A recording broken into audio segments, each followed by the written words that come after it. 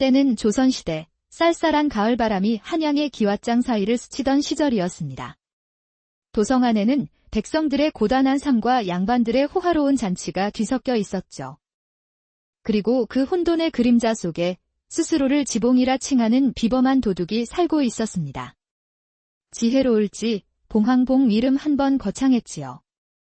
그는 본래 학문을 익히던 선비였으나 탐관오리의 모함으로 모든 것을 잃고 거리로 나앉은 뒤 자신만의 방식으로 세상에 복수하고 있었습니다. 그는 결코 가난한 이의 쌀독에는 손을 대지 않았습니다.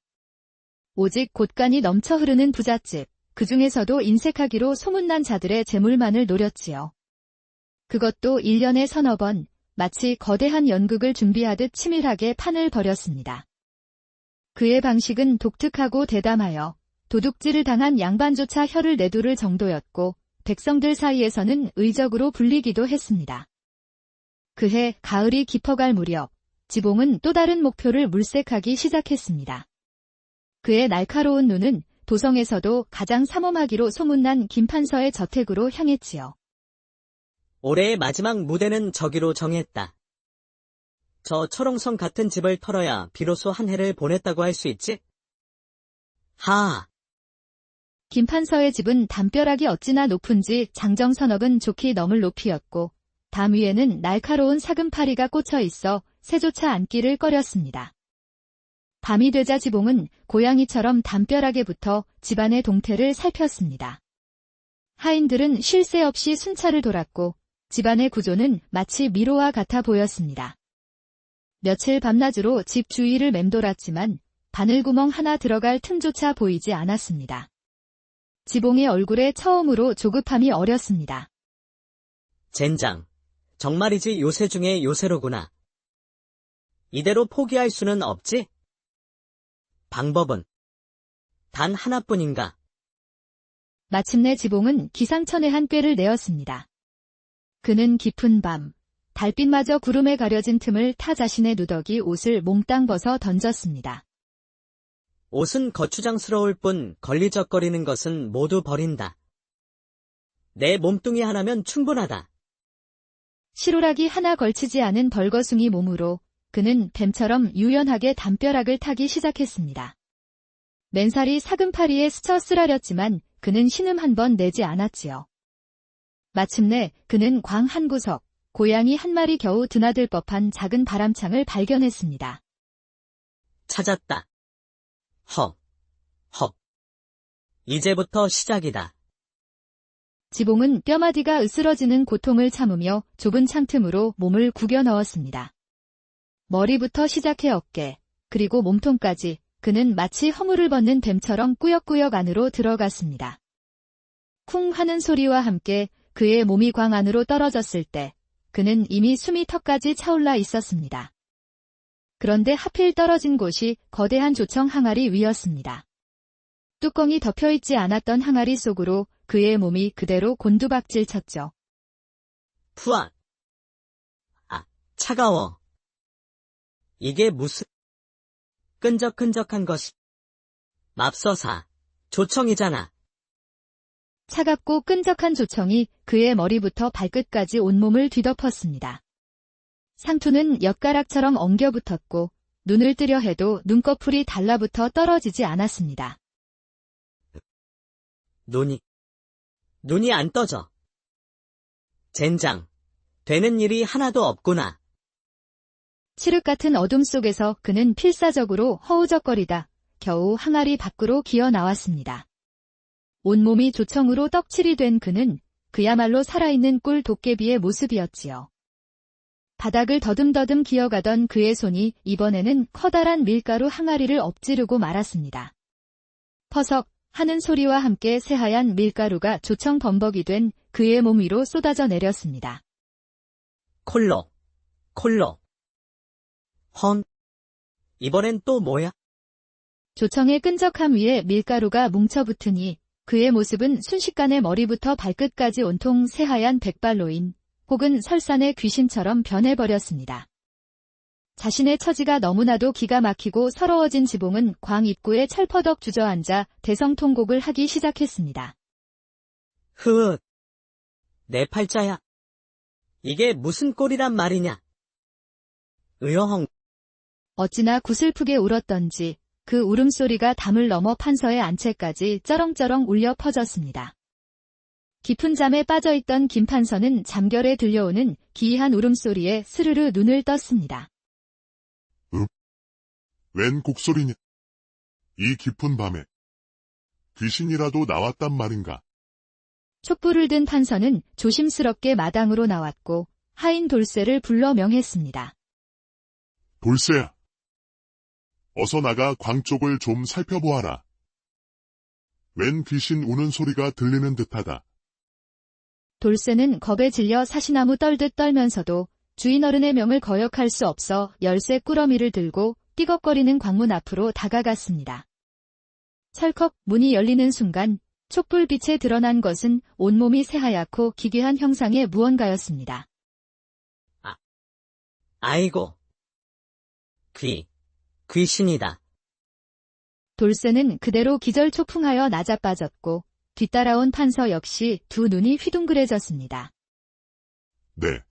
네 이놈. 정체가 무엇이냐? 어찌하여 이 깊은 밤중에 남의 집광 속에서 통곡을 하고 있느냐? 그 순간 지봉의 머릿속에 번개처럼 한 가지 꾀가 스쳐 지나갔습니다. 그는 울음을 뚝 그치고 위험 있는 목소리로 말했지요. 나는 수십 년간 이 집을 지켜온 수호령이니라. 하나 이제 이 집의 기운이 다하여 곧 망할 운세에 처했으니 내가 떠나기 전 슬피 오는 것이다. 수호령이라고. 집이 망한다니 그게 무슨 말씀이시오? 애군을 막고 싶으냐? 그렇다면 당장 용한 무당을 불러 큰 구판을 벌이고 대문은 활짝 열어두어라. 집안의 귀한 재물들을 마당에 내어 상을 차리면 내 마음을 돌릴 수도 있으나 그렇지 않으면 나도 어쩔 도리가 없다. 이 말에 평소 미신을 잘 믿던 김판서는 새파랗게 질려 벌벌 떨기 시작했습니다. 지봉은 이 기회를 놓치지 않고 미친 사람처럼 구슬피 울며 열린 대문 밖으로 유유히 사라졌습니다. 수호령께서 떠나신다.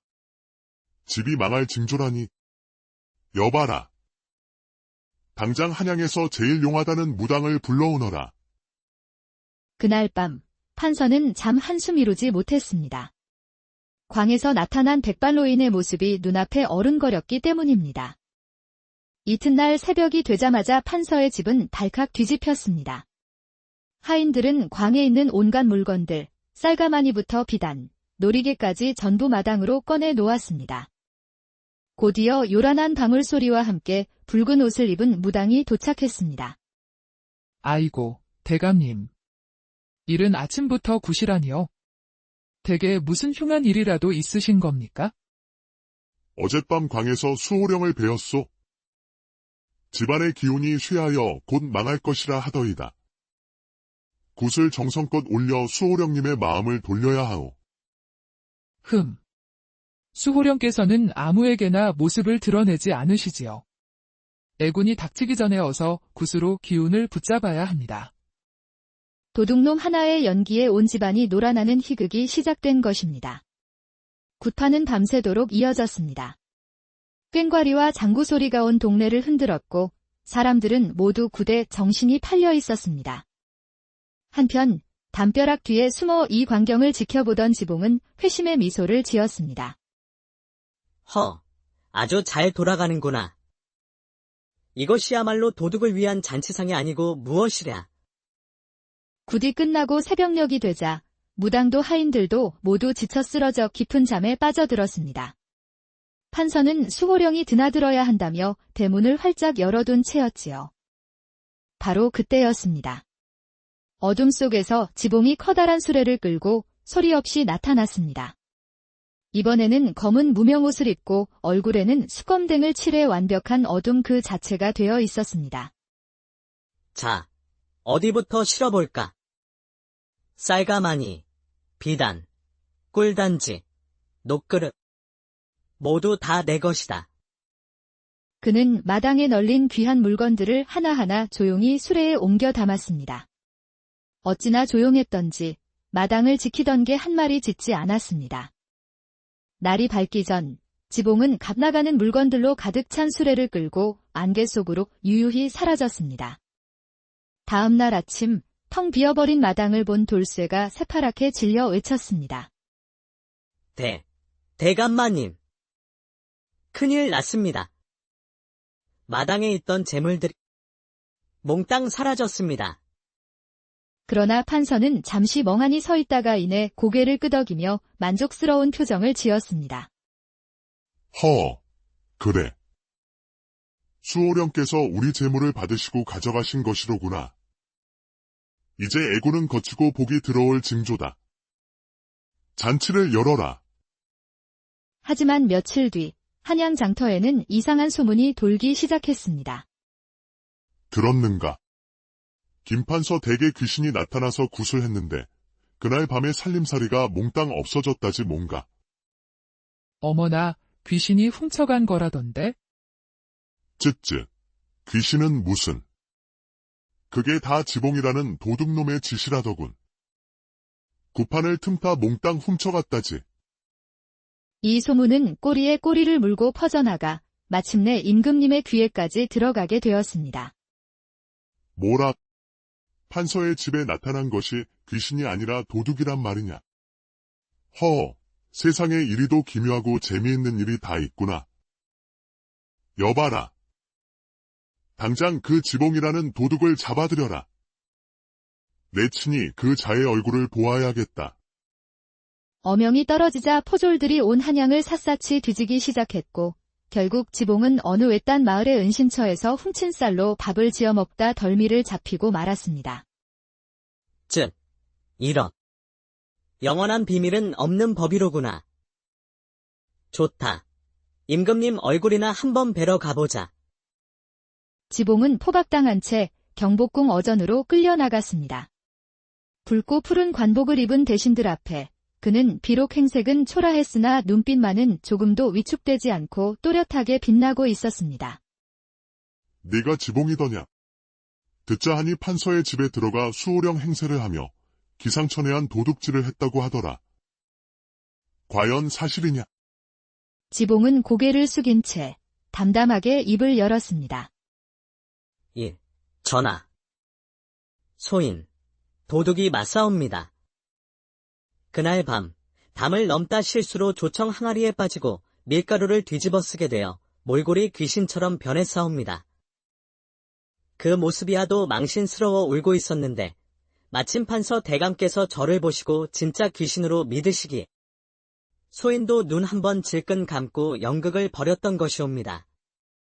지봉의 솔직한 고백에 조정 대신들은 술렁였고 임금은 흥미롭다는 듯 미소를 지으며 물었습니다. 그렇다면 내가 훔친 것이 아니라 판서가 제 발로 내어준 것을 가져간 셈이 아니더냐? 그 말에 지봉은 깜짝 놀라 고개를 들었습니다. 남이 준 것을 받아간 자를 어찌 죄인이라 할 수 있겠는가? 너의 죄는 밉지만 그 지혜와 담력은 가상하도다. 임금은 조용히 자리에서 일어나 지봉에게 말했습니다. 지봉아, 듣거라. 너를 풀어줄 터이니 앞으로 도둑질을 하려거든 가난하고 굶주린 자의 밥그릇은 결코 건드리지 말거라. 오직 탐욕스러운 자들의 넘치는 곶감만을 비우도록 하여라. 그리한다면 너는 짐이 허락한 도둑으로 살아도 좋을 것이다. 지봉은 감격하여 바닥에 엎드려 큰 절을 올렸습니다. 전하. 소인, 그 은혜를 잊지 않겠사옵니다. 굶주린 자는 결코 건드리지 않겠나이다. 그리하여 지봉은 임금의 허락을 받은 유일한 도둑이 되어 세상에 풀려났습니다. 그는 임금과의 약속을 철저히 지켰습니다. 부패한 관리나 악덕한 지주의 재물만을 털었고 그중 일부는 몰래 가난한 백성들에게 나누어 주었지요.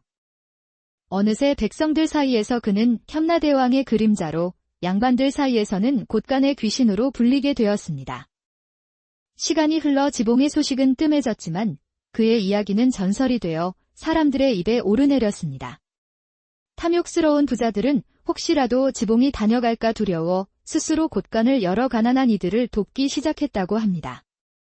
한낱 도둑이 세상을 훔친 것이 아니라 사람들의 마음속 탐욕을 훔쳐내어 세상을 조금 더 나은 곳으로 만들었던